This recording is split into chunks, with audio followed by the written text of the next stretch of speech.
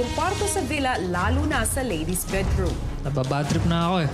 Sa lahat ng mga housemates na pumasok dito, kayo ang pinakaburara. Lalo na yung mga babae. Oh, ganun gagawin natin. Kokolektahin ni Nayong at Angelo ang mga kalat sa girls' bedroom habang pinapanood sila ng may-ari ng kwarto. Pero ang di alam ni Nayong kung kumpiskahin ni Big Utol ang mga nakolekta nilang mga gamit na nakakalat. What's up? Ay, mga gamit! Sapatos! Sapatos! Oh my God, baka ipapagamit mo. Yung makeup ko. Bad trip kayo! Makakainin kita ng siling kumukulo. Yung backpack. Pero lahat ng shoes ko kinuha. Oh my God, pag wala. Wait, baka ano? Baka may Anong gagawin? lilipat sa kabila. Pati Hindi gamit na yan. Go, go! Yan sa'yo! Lord ko, sapatos ko. Pare, mga damit!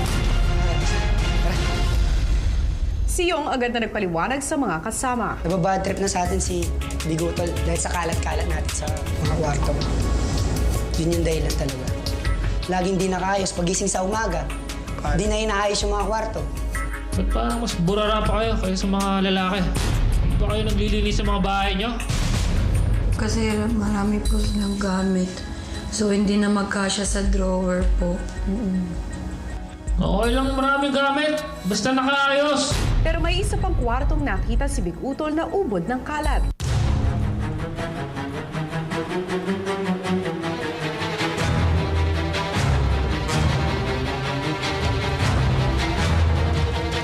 Ngayon, kayo naman pupunta ng boys' bedroom.